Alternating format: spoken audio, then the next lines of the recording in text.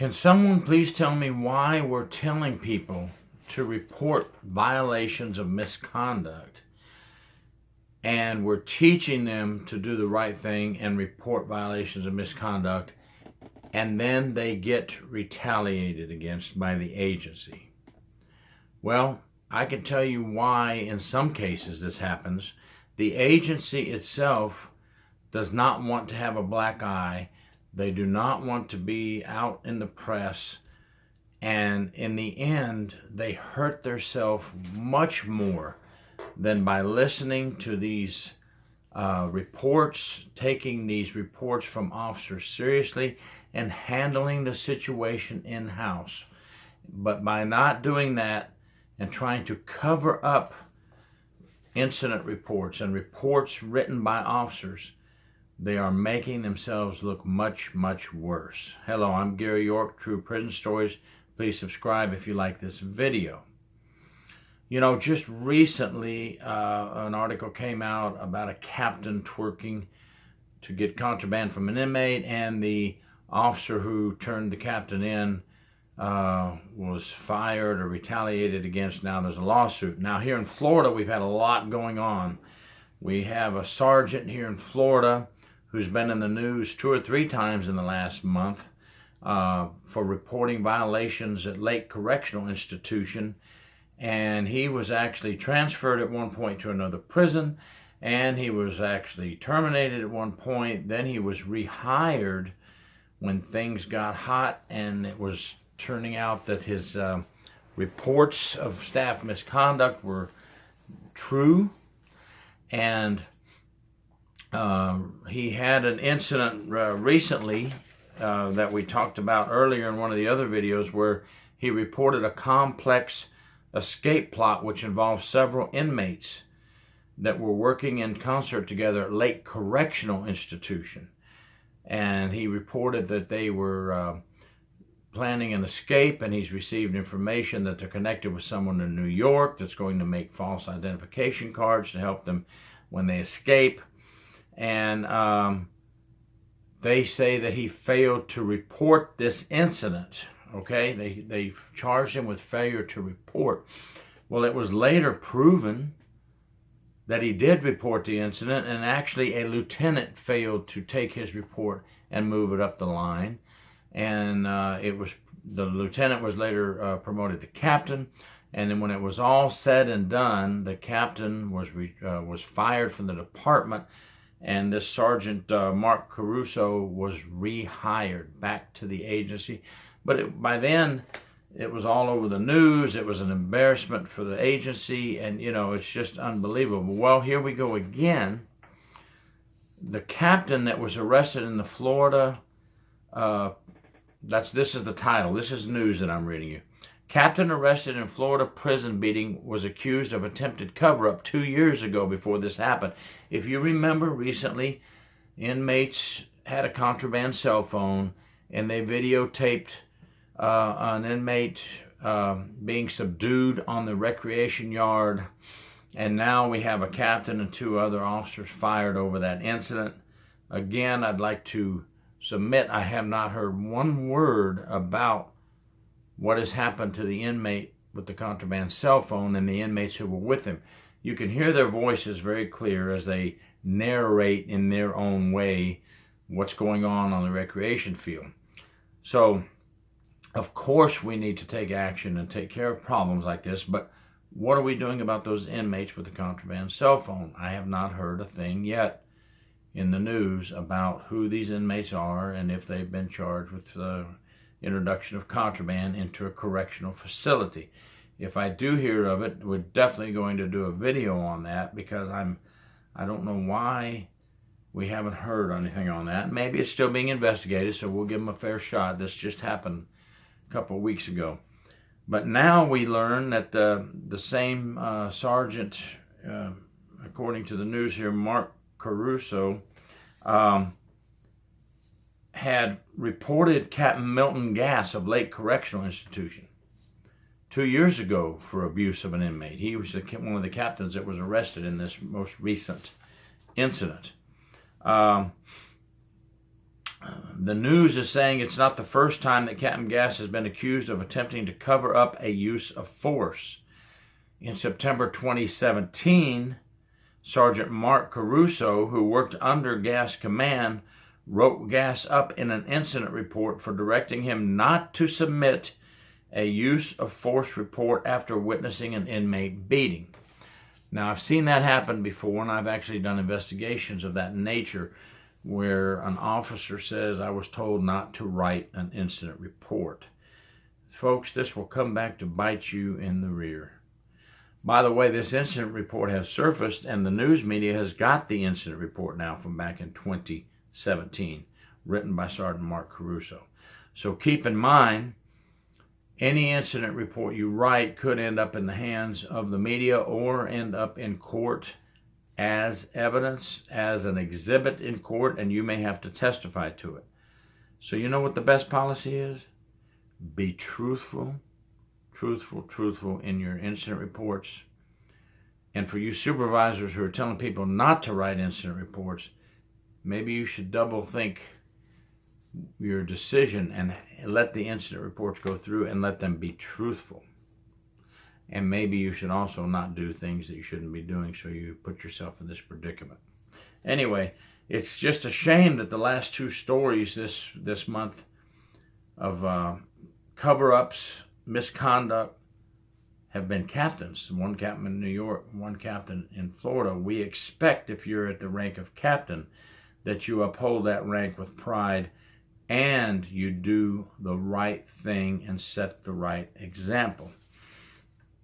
The Jacksonville.com report from the Florida Union Times also indicates that as of this past Friday, the Department of Corrections cannot explain why Sergeant Caruso is still employed if they say he falsified a report. See, the Florida Department of Corrections in 2017 said that Sergeant Caruso was falsifying his report in a complaint that this Captain Goss had beaten an inmate in the laundry room. Sergeant Caruso had reported an altercation at the Lake Correctional Prison laundry room. He said he ordered an inmate to the ground and cuffed him up, according to an incident report he wrote later. Captain Gass entered the laundry area shortly after and ordered the inmate to be quiet, the incident report said. Captain Gass, this is 2017, not this latest 2019 incident, was reported by Sergeant Caruso to have jumped on the inmate's back while he was in the prone position, and he started to knee the inmate in the face. Caruso wrote in the report that he turned and left the laundry room at that point to secure other inmates assigned to the area, then observed the inmate who was beaten being escorted to confinement with a bloody and bruised face. About a half an hour later, Captain Gass radioed Caruso to meet with him and told Caruso not to write an incident report.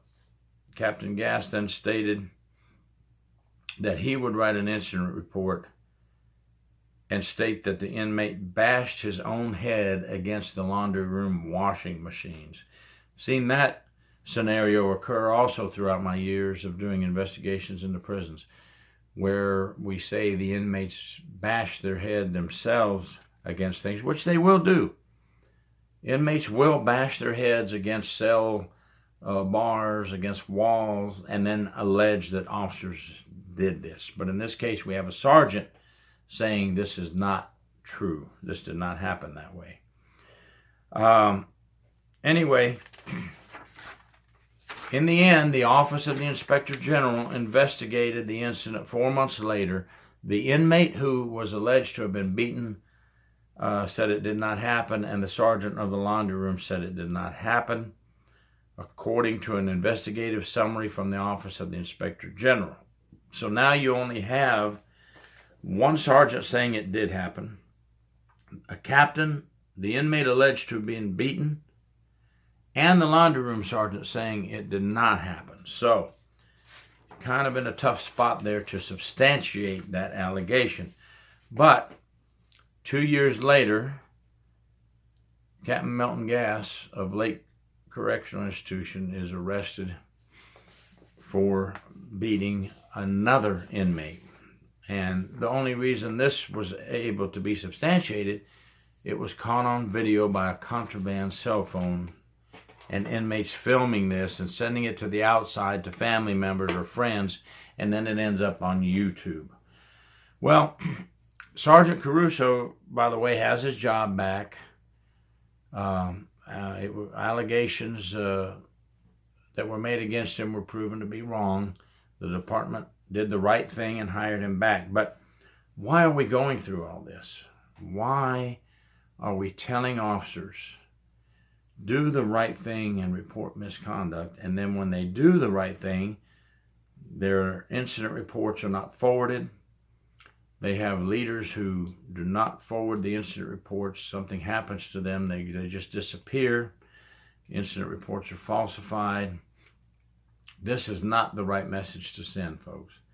If we don't do wrong things or bad things, we have nothing to cover up. And I had a case at Charlotte Correctional Institution years back that I investigated where 2 captains and 2 sergeants and 6 officers were indicted for beating an inmate, and they covered up the incident, falsified use of force reports, falsified incident reports to make everything look hunky-dory. It's wrong. It's wrong, and it came back to bite them. It'll come back to bite you. Just do the right thing. Do your job. Subdue the inmate. Stop. Take him in. He's handcuffed.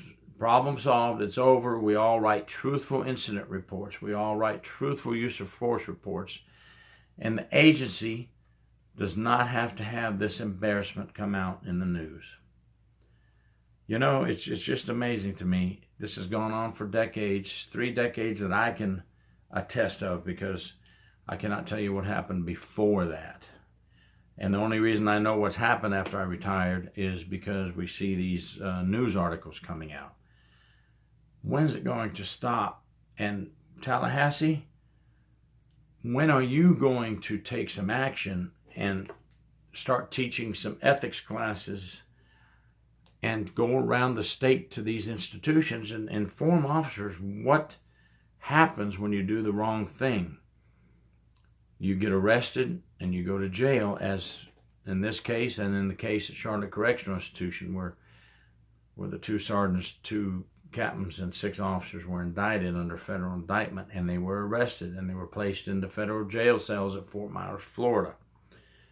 And here we are, all these years later, still having incidents like this happen. Get your wardens and supervisors under control to take care of these situations and teach in-house training, and get the supervisors promoted that will do the right thing. Not much more I can say other than if you do not do something about all these incidents, you're going to continue to have these articles coming out in the newspapers and these videos coming out on the news, in the evening news, and you're going to continue to have to answer for these type of things. Teach our officers to report misconduct, but do not punish them for being a whistleblower. I mean, it says right in our policies and procedures in Chapter 33, report misconduct, and then you want to turn around and bite them in the butt. Don't do that. See what's happening and check it out and get it handled and taken care of before the media does. And please, let's do something about those inmates with those contraband cell phones in that incident. 2 wrongs don't make a right. Okay, the officers were wrong and now action's being taken, but these inmates have contraband, they need to be charged. Thank you very much. Gary York, True Prison Stories. Please subscribe.